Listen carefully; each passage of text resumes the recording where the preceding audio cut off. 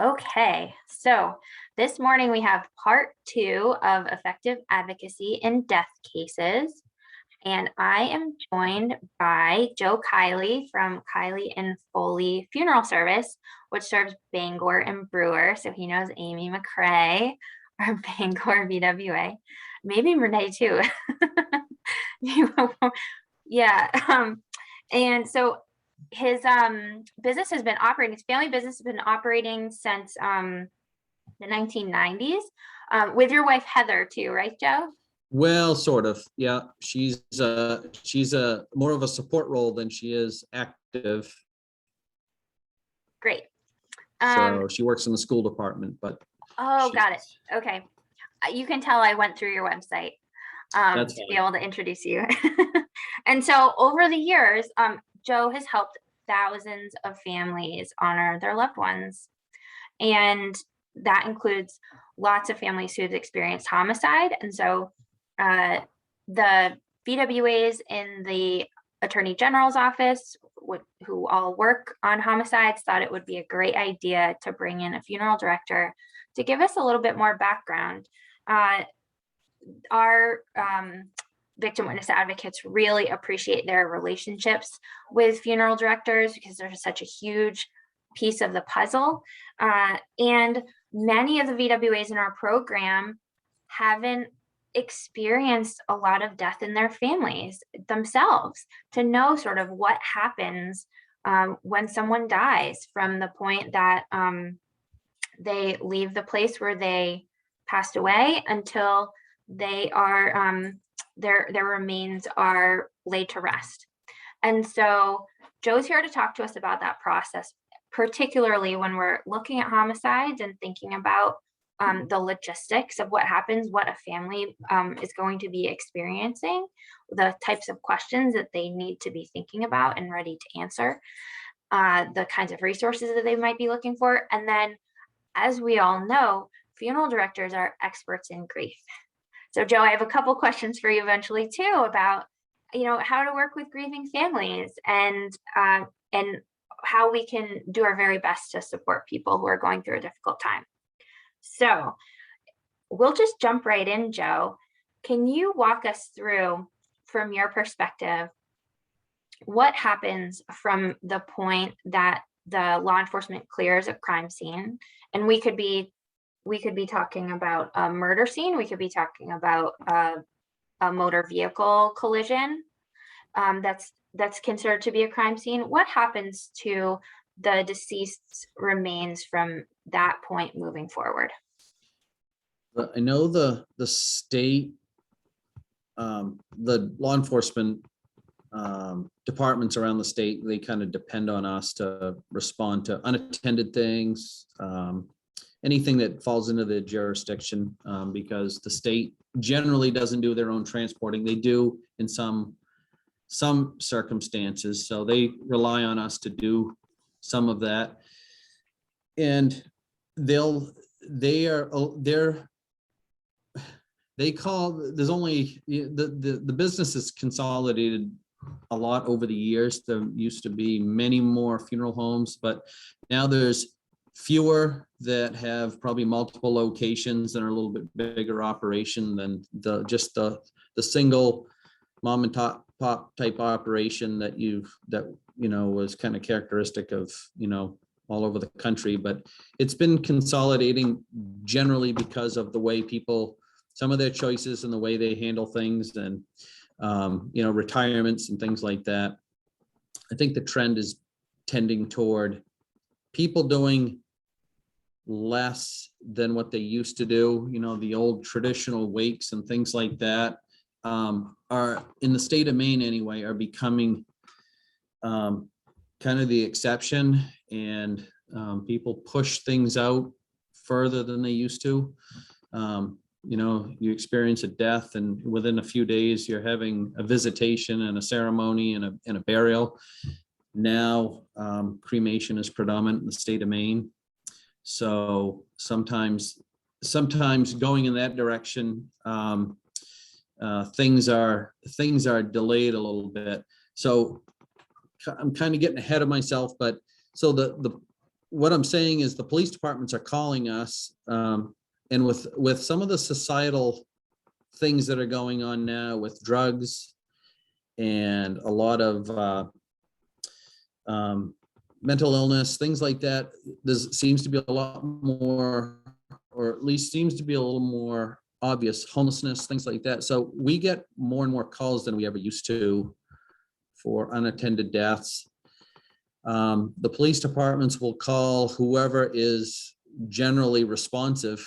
And we, being part of the community, where, we'll respond fairly efficiently and try to deal with what is, even though sometimes it's not the most inviting type work.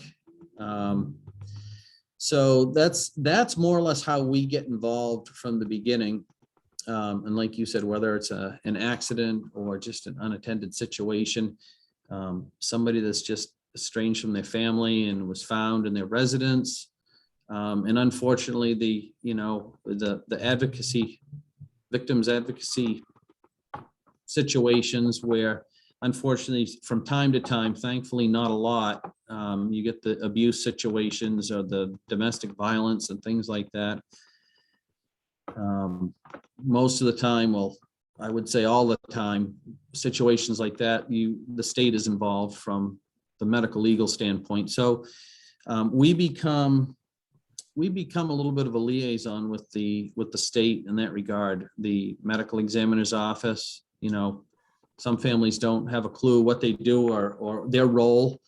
And so we try to facilitate that whole process, explain how it works, how they get reports, why they do some of the things they do, what the timeline is on things, and try to ease them into, what kind of arrangements they want to do based on their wishes and so forth, and how we approach that from the exams and so forth that they do. So on the back end, law enforcement they'll reach out to you because they need someone to transport the body, and they're probably concurrently reaching out to the medical examiner's office. Yes. If it's especially, in the types of cases where we're talking about, so that initial transport is going to be to the medical examiner's office in most cases, right? So sometimes where there's a victim, yes. Anytime, in my experience, anytime there's going to be court or prosecution, then the remains are taken to Augusta.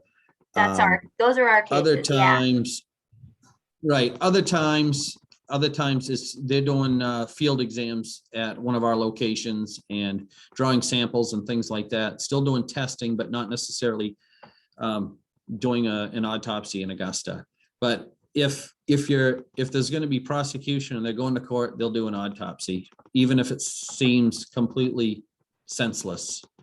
Some cases it's very obvious what took place, but I would imagine from a legal standpoint, you go to court and that's where you get picked apart if you leave a little piece of the puzzle out. So, sure. So yes. So they go to Augusta, and one thing that I think can be confusing for folks, and you probably end up explaining to families a lot, is that identification doesn't necessarily happen in Augusta, and there isn't necessarily viewing that happens in Augusta, like what might happen in a crime show, right? It's not like a crime show where you get to go to the morgue, right? Yeah, the crime shows are, I always say you gotta be able to sell the show. So, and on television, the medical examiner's office is always has the greatest funding and everything. They have all the latest equipment and the high-end vehicles and all that, and that's probably the exact opposite of reality. But no, so yeah, that sometimes there's a little bit of a skewed view of what the state does, and there are times when a family feels like there should be an autopsy done. We need to find out what happened, and the state, if it's not a situation where it's outwardly looks like a natural death, but they don't necessarily are looking for a cause. They're just looking for the manner and that it is natural causes. And sometimes that's a frustrating thing with families. That probably doesn't so much fall into what you guys do as much, but we usually have to explain that to them. And that is a little bit of a sticking point because obviously families usually want answers. And the state isn't really in the business of giving all those private, answering all those questions, what actually pathologically happened. Really what they're concerned is that it was natural. And then from there it becomes a kind of some guesswork on their part based on medical, their medical history or what they can get from their providers and so forth. Got it. So there's going to be some delay, some period of time in our cases, where our criminal cases, there'll be some period of time where the medical examiner's office has the body or the remains. Correct. And but during that period of time, you might be starting to work with families and thinking about some planning, right? Yes. Yep. Yeah. So tell me about what that looks like. Sometimes it is difficult, especially when you have these difficult circumstances. One thing we're always doing a little bit of a tap dance, making sure that we're talking to the proper individuals. And when you have a family dynamic, or you have like a some kind of an abuse situation, if it involves family, we have to pretty closely follow the custody and control regulations with the state. And I think that's something, I want to say it's new, but it's been clarified, I think, in recent years, because we've been involved with some very odd, some things that you really couldn't make up. It would sound crazy if you explained it, but there's been some very odd situations where spouses are involved in the other's death and they end up losing their right of custody and control. So then it moves on to either an adult child or a parent or something. And sometimes that's a dividing line in the family. So it can get tricky. There's and sometimes they're taking up sides, and so that's usually the first thing is try to figure some of that out, and who has legal authority to do what. And there's always a decision maker in a family that they can navigate their way through things a little bit better than others. Maybe they're not so much emotional. We tend to gravitate toward the clear thinkers, even though they may not be the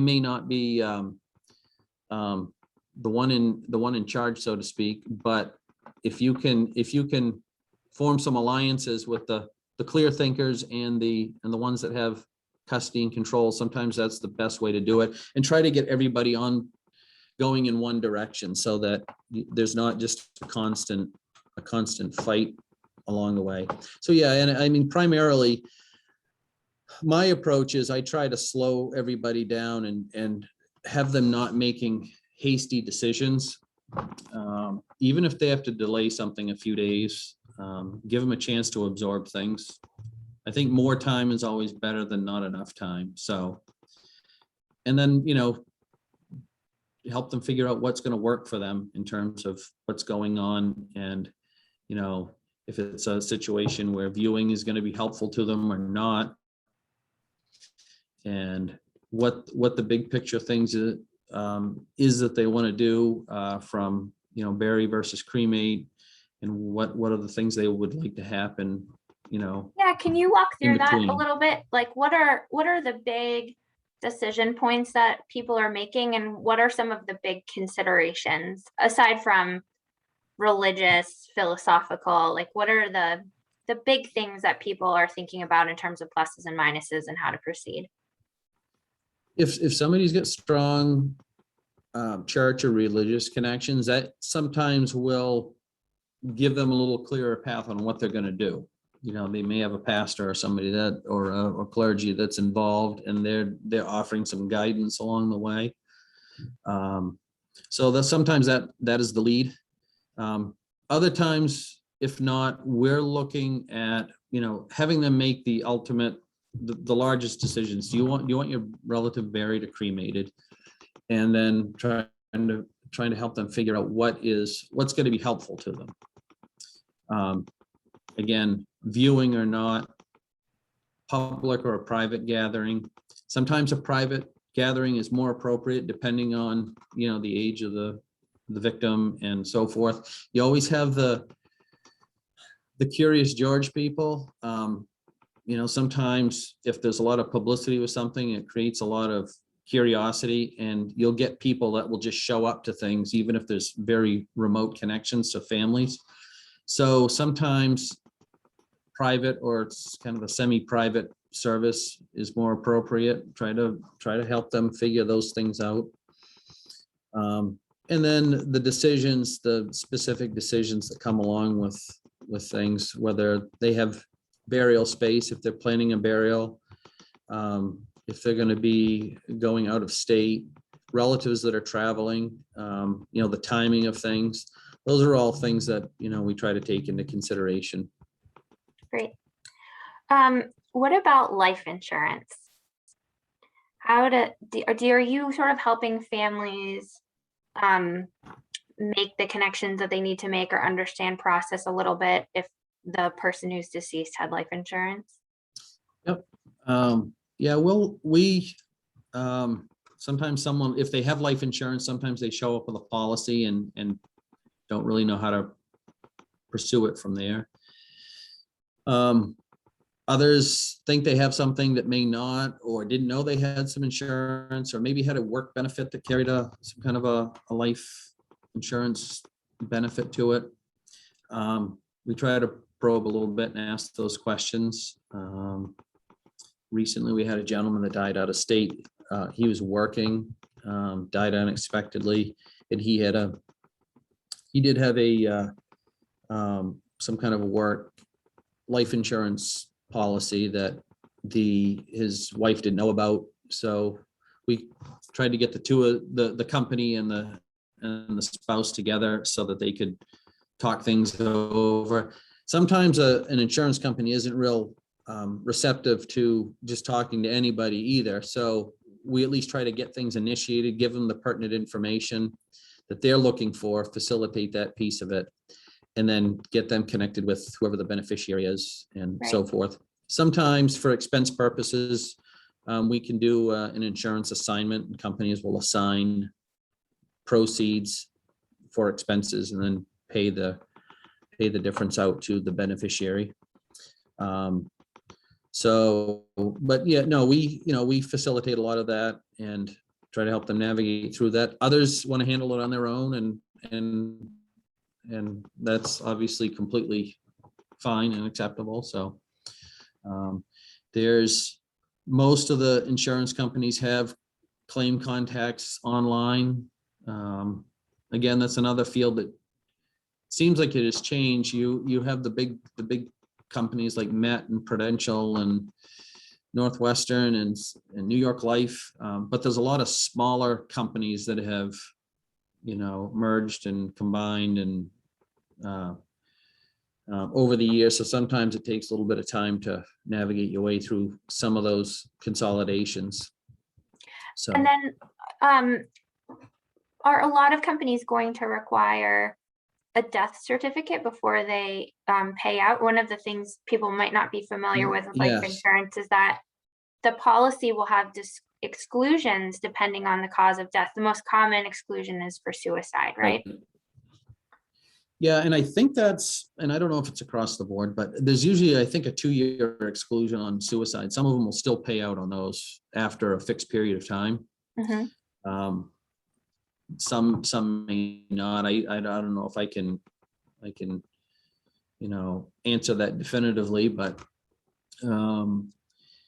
I've asked that to insurance companies before, and I think it's usually a 2-year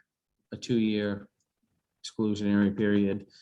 And sometimes there is a delay on payout. If somebody does have like an accidental rider, or there's just 99% of the certificates that are coming through the medical examiner's office are listed as pending until they do all their testing, tox screens and histology and all those things where they can actually put a manner and cause.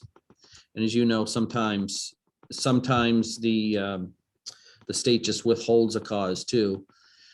So, but the medical examiner will work with an insurance company directly with facilitating a claim so that they can, move forward with the proceeds and expenses and things like that. So Amy put a question in the chat too on this topic of life insurance. Is there a query process if the survivors do not know if there's a policy? Like, is there a database? I don't know. I was told that there's some kind of an insurance, like a search. I'm not familiar with it, and I don't know who has access to it, but there's a search database that through various companies that and what the parameters are, I don't know, whether it's a name and date of birth or what, but I'm not familiar with it, but I don't know if anyone else might have the answer to that has any insurance experience. Yeah, my mom used to work at National Life, but I don't have her here. Yeah, I don't know. I think there is, but I don't know how reliable it is and how it works. Yeah. No, that's a great question. And maybe for a future topic would be to get some insurance folks and it would be nice to have folks. just a number you could dial into and punch some information and say, yes, this individual does or does not have a policy. Sure. Yeah. Okay. Well, that's very helpful on the life insurance piece. And so at a certain period of time, we'll assume for our cases that in most, if not all instances, the remains are going to end up at the medical examiner's office in Augusta. What happens from there? At a certain point, I'm assuming the remains are released to the funeral home. There's no detail here that's too simple. Explain what Right. happens from there. Yeah, usually within a weekend, and long weekends always, again, will usually skew things a little bit, simply because they're a state agency and so forth. But usually they release within a brief period of time, like 24, 48 hours. There's generally no delay on them doing exams. If something took place today and they were going to do an exam tomorrow, likely release would be sometime tomorrow, unless they were holding for identification purposes or potentially needed, more sampling or something that they couldn't maybe initially get. But in my experience, within, a 2 to 4 day period is generally what, the timeline that they'll release remains to us. And then collaborating with families, we initiate transport with them and then begin the process from there, like we would any facility, really. And as you said earlier, many times, we're working with families even before that's done without necessarily a timeline being put on anything, but knowing that when the release is done, we can start to move from there.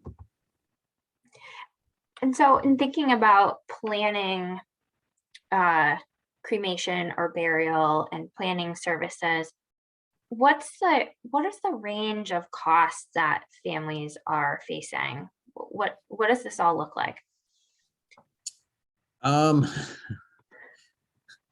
Usually, just in general terms, a few $100s to out of sight. That's probably too general a range, but any of you, if you've seen any, even whether it's Augusta or Bangor or Portland, newspapers, online advertising, driving by places, most everyone has seen some of the direct cremation providers, roughly around $1,000 to $1,200 or so for just a simple cremation, without any kind of ceremony involved. Basically, a service or an offering that handles necessities for families. Sometimes they're looking for just that. They want somebody to transport, file paperwork,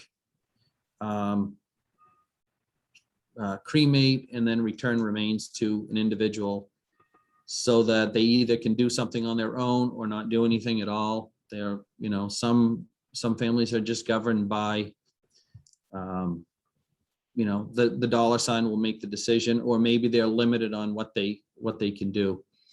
So that's kind of a starting point.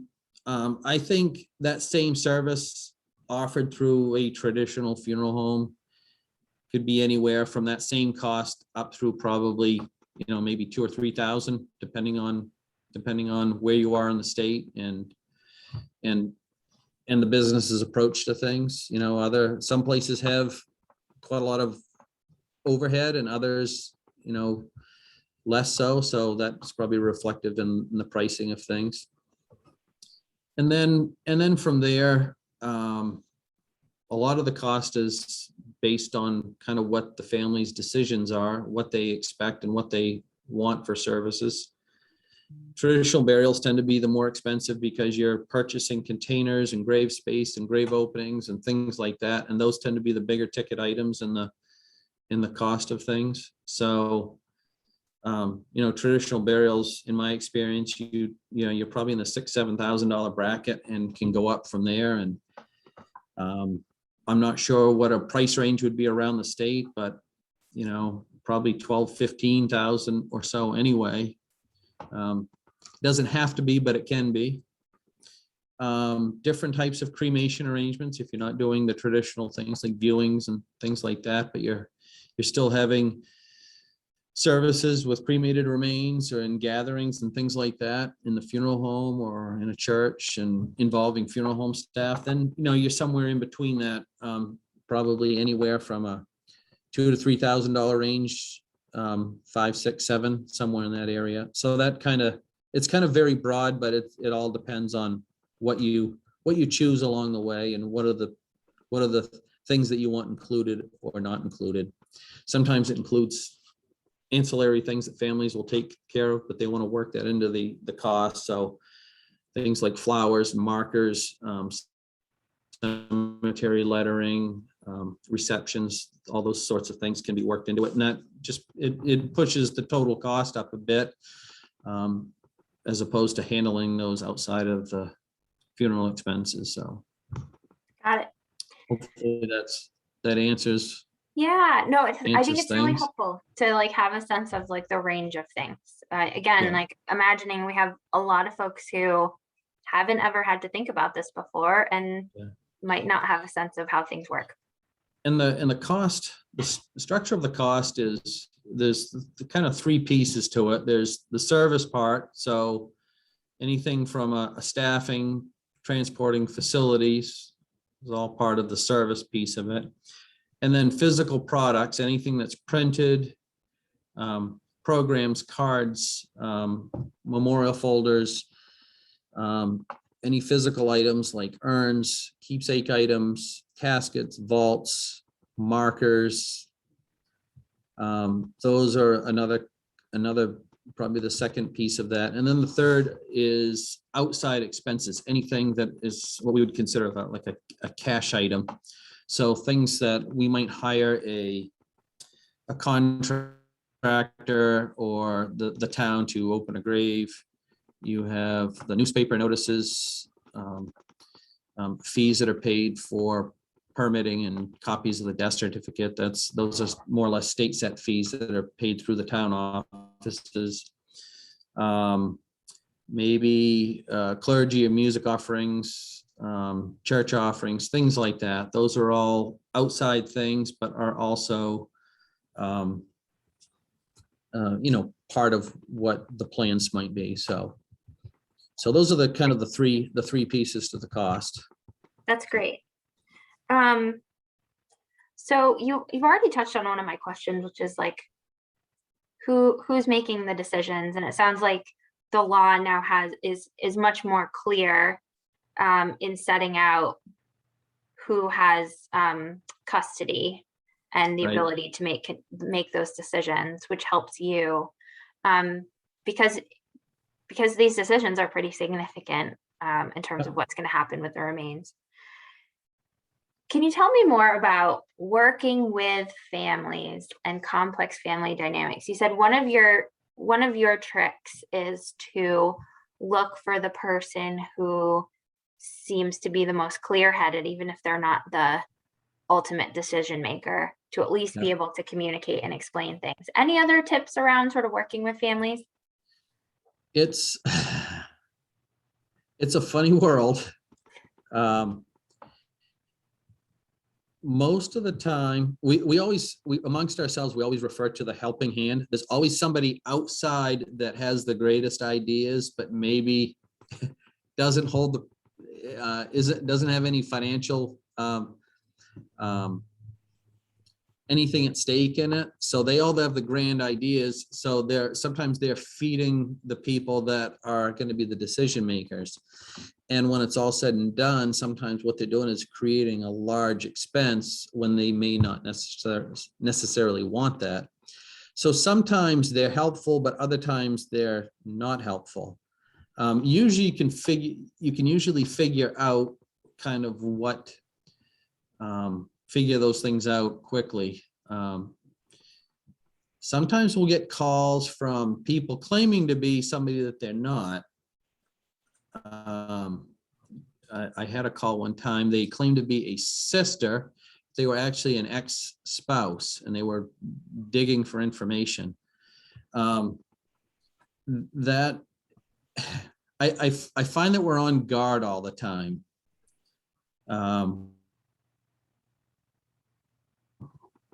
There's all this turmoil going on, and then this death happens. We're dropped into the middle of it. We're involved for a while trying to figure it all out, and then we're done, and it continues on. So sometimes we don't see the beginning of it or the resolution, but we get dropped in the middle of it and have to try to figure out who to talk to, what to do, how to advise somebody, and so forth. So I try to find the clear thinker, the one that is more or less looking for the next of kin's best interest, whether it be a spouse or a child. Give them some suggestions of my own. Advise them to let some of the people they trust help them get through some of the decision making, pull it together, and then more or less move forward from there. As far as anything else, not like I said, sometimes you don't know when, but you realize it once you've done it. It becomes apparent. I had a young man, as a teenager, it was a suicide. And unbeknownst to me, the parents, I couldn't really, to this day, I still don't know what was going on, but I think there was much more going on than what I knew. But the one parent was living out on the West Coast and the other was living locally. This happens, and then they get together. There was a lot of control things going on. There was an older sibling that surfaced, and unbeknownst to me, he didn't get along with his parents. And I allowed him to do something that just set the parents right off completely. And I never saw it coming. And so anyway, then I'm trying to repair that trust relationship that went south very quickly. So all the time, even with families that you may know very well, sometimes we're just very open about asking, do you get along with each other? If not, then we got to figure out who's in charge. It's when you get a family that comes along and everyone gets along fine, and Sometimes you have to pinch yourself to see if it's real, because most of the time there's some kind of a dynamic going on.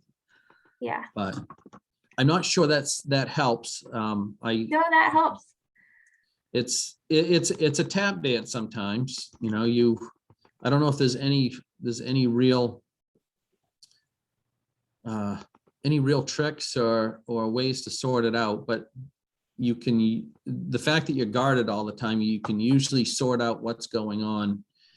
People are the ones that are honest and open, you can get through to them a little quicker than the ones that are not really showing their cards. Those are the ones that throw up the red flag. So you start questioning whether or not they do have authority to do something or not, or if they have some kind of another motive going on. Got it. One thing I'm hearing is that we're looking for the helping hands, although we're still thoughtful when we're working with those folks. They don't have decision-making authority, and they might not know the helping. Right. The helping hand we call is they appear to be helping, but they're really got their own interests in mind. Oh, got it. That we put that in quotes, the helping hand. Like I said, the ones that are usually the supportive people that are just looking to help navigate, those are the ones that we look for to in the decision-making process. So got it. We have a question in the chat, which is, are there situations where, especially when, and this would happen a lot, I think, in our criminal cases, like, do you ever recommend police presence at services? Has that something that you've encountered? Not very often. A few times. We've had family members state that, so-and-so is a threatening individual. We don't know if they'll show up or they won't. So sometimes we might, depending on where we are and what we're doing, we may just call them to alert them, to let them know that, this may be going on. And sometimes physical presence is enough to be a deterrent. Yeah. But in my experience, we've never had any, no gun battles or physical altercations, during, we've had a few that didn't involve law enforcement, family fights and things, but again, those usually erupt quickly and end quickly. But thankfully, nothing that where there was somebody from outside or somebody that was threatening any kind of physical violence or anything. Got it. But a few times we have had the police nearby just as a deterrent more than anything. Got it. What about managing press? Again, the cases that we're working on are the types of cases that do make the papers. Do you find that there are issues that come up where you need to manage the press and strategies that are taken, or does the press tend to be respectful in Maine? I find that they're respectful, locally anyway. I haven't been involved in anything that's been, anything that would, where you have a lot of press coming from different angles and so forth. Every so often a reporter will call and want some kind of comment, or we just, if we'll sometimes ask families if they want to talk to the press, or if they don't, if they contact us first. And they usually know what they want to do. Either they do or they don't. So, we try to at least inform them of where the family is with what their wishes are.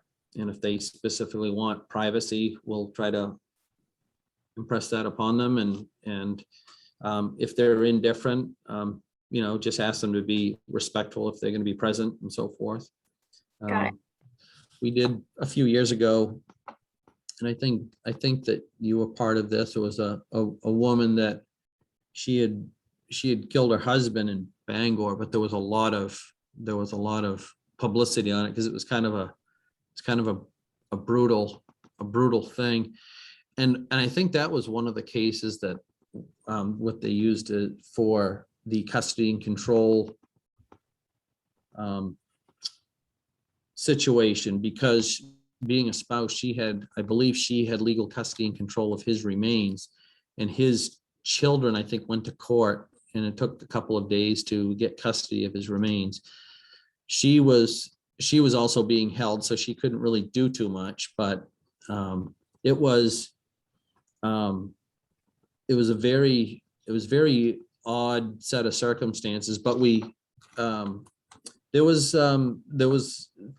he had a a public service and military honors and so forth, and the Bangor Daily News was there, but they'd snapped some photos and just just followed it, but they weren't in any way disrespectful or anything. So in my opinion, I've always found that it's they've always been easy to work with.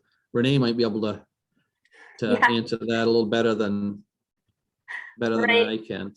Renee, we were talking about the press and sort of working with the press at funerals, because these are the types of cases. And Joe was saying that he finds in Maine, or at least in his area, that the press is really respectful and easy to work with, and it's not as much a consideration for families. Yeah. My other question, so this is a question that comes to me a lot too, could be anything to do with victim witness advocacy, but people will always say, like, what's the script? Or if nothing else, what are the things I shouldn't say? And so my question to you is, if you can think of, especially, when you're training new attendants, let's say, like, do you have like 5 things that are just a guarantee, like, do not say to people who are grieving? We say a lot of things that we don't mean literally. You may say it as a greeting, but if you take it literally, it sounds terrible. Like, have a good day. That's one of those things that I've trained myself not to say to pretty well anyone, anytime, just because, the family, the couple that has lost a child, so forth. I use the term take care more than I do anything. Those little things that can be taken wrong literally are the things that you have to actually think about them and kind of train yourself not to say them. Telling somebody that how they feel. Again, not necessarily with a death, but anytime, it's unless you've lived it, you don't. And even if you've experienced the same type of loss with a spouse or a child, you may have a good idea of what they're going through, but I tend to use acknowledgements more than those expressions. I know this is difficult. It's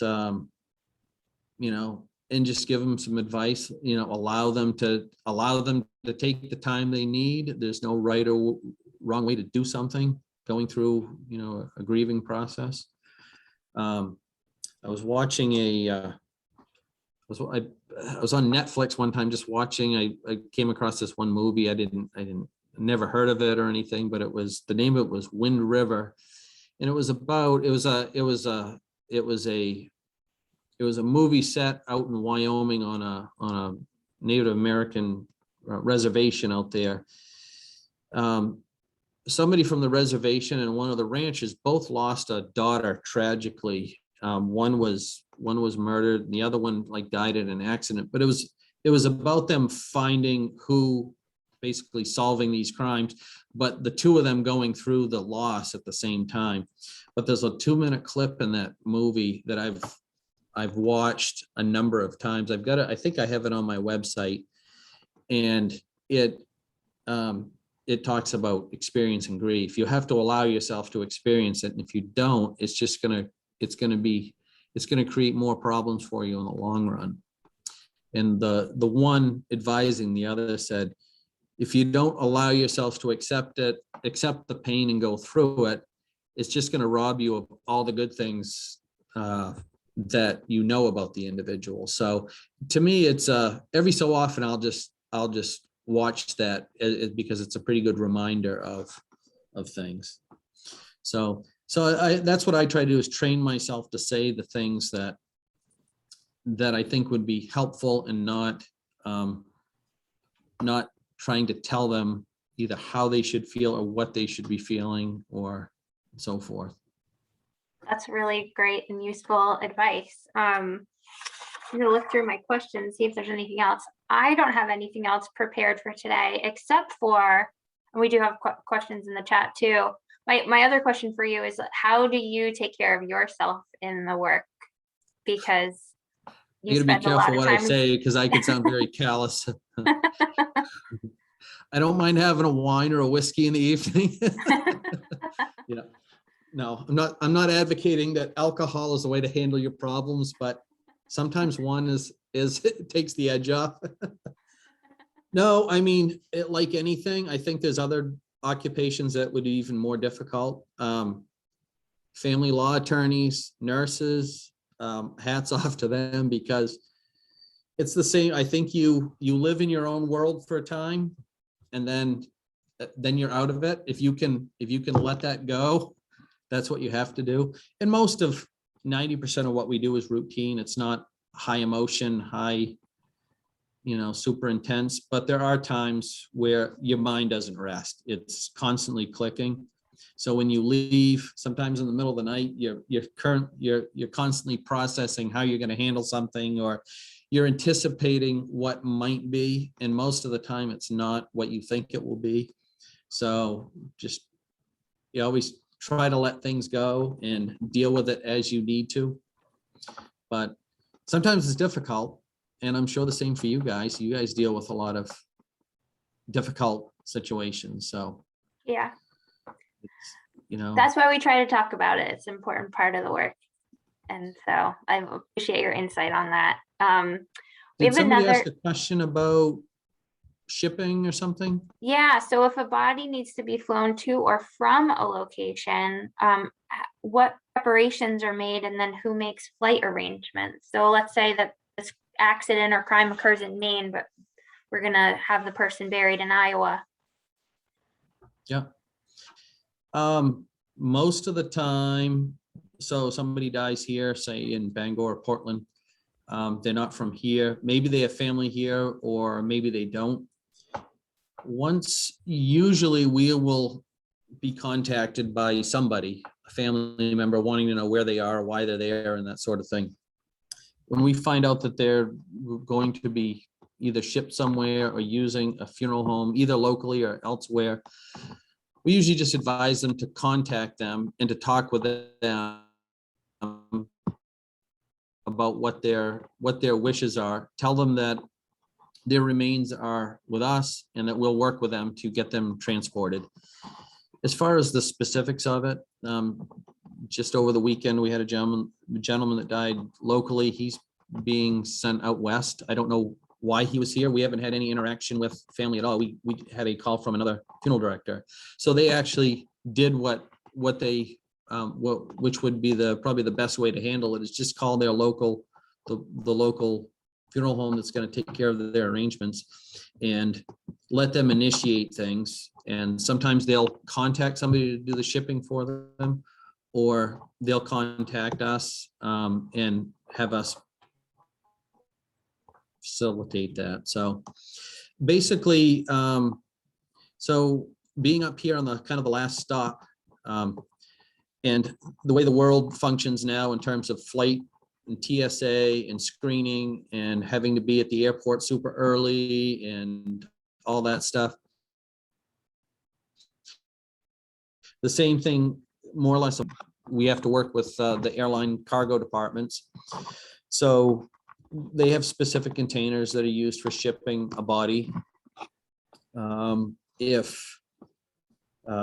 So what we do is we do the paperwork, the preparation, supply the container, and usually the shipper makes the flight arrangements for the receiving funeral home. You got to collaborate with them a little bit, because a lot of it depends on where they're located and so forth. So we have to ship out of Boston. Bangor and Portland has pretty good service in terms of jets and so forth, but they can't transport on the smaller jets. I think like an Embraer 175 is the first size that they can put a container on. And then anything above that, like an MD-80 or some of the Boeing aircraft and so forth are big enough to handle the cargo. And then the other piece of it is Bangor and Portland don't have cargo departments anymore. So, and that comes down to, I think, staffing and security. So we transport over the road to Boston, and then for the most part, you have your pick of the airlines because those are big enough ports to ship about anywhere. And then on the receiving side of it, you also have that component there. So this individual I referred to is going into, the upper part of Idaho. So they're an hour and a half ride from Spokane, Washington. So they're shipping in there. So we try to work out the details of that so that, we're 10 hours on the road from transport to Boston, returning, and then the time you have at the airport. So you have to factor that all in. So we, sometimes we might leave early in the morning and arrive there for like an afternoon flight if it's a one stop, one leg, or in this case, show up later in the day and they ship the following morning early so that they can get it into wherever they're going early enough so that the receiver can pick up. So those are all little factors, but basically what you do is you contact your local, wherever the remains would be going, and let them handle the logistics of it. Got it. Thank you. Wow, that's a process. It can be. It's pretty routine, and international stuff is a different beast. We've shipped a few over to the Middle East. That can be difficult, and the not so developed countries have some archaic rules. Sometimes it's just impractical. Many times the remains are cremated, but even with cremated remains, sometimes they still have a lot of rules and regulations. But the communist countries and things like that can be difficult, and you got to go through the consulate and the embassy sometimes to get the blessing on everything. And usually, most of the time out of Boston, a year ago, 2 years ago, we had to go out of New York because of where the consulate was and the access to the airline that we had to use. So, got it. Wow. Other questions for Joe? This has been really helpful. Great stuff to learn about. Yeah, you can unmute yourself or put other questions in the chat. If you have a second, take a look at our website. I think it's under grief or whatever, or just go on YouTube and look up Wind River. It's a grief scene. Just two guys sitting there staring at each other, trying to, how men are talking about their emotions. So sitting there staring at each other, looking away and choking on their words and stuff. But the words they got out were pretty powerful. So it's a good little learning, to me, it's a good little learning tool. So yeah, that's great. Well, this has been very thorough. I feel like we've gotten a lot of good background. So grateful for you, Joe, and for the gift that you give the state of Maine, supporting families. You're taking care of the community. It all is, it's a big web, I guess. So, I mean, what you guys do, what we do, what, the medical people, medical examiner, law enforcement, it's all everybody's got to work together. And it just seems like we're living in the world where everyone's so polarized and divided, and they're quick to jump on a social media and be critical and start name calling, all that stuff. And I don't think all that's helpful sometimes. But I think that's the exception to the rule. I think there's such a small percentage of people that do that, but they occupy so much of the airtime. Yeah. I think most everyone goes along and tries to be helpful and make life go along nicely. So yeah. Hopefully we do more of that. No, I appreciate it. I really do. And we've got some great feedback in the chat. Just our small group today appreciates it. And like I said, this is recorded, so other folks will be able to access it too. Thank you again. All right. We'll sign off, and you know how to Wonderful. find Joe, and I'll send the your website web address around as well. Wonderful. All right. Thank you Thank for your you. time, Joe. Take Thank care. you. Take Thank care, you. everyone. Thanks for coming today.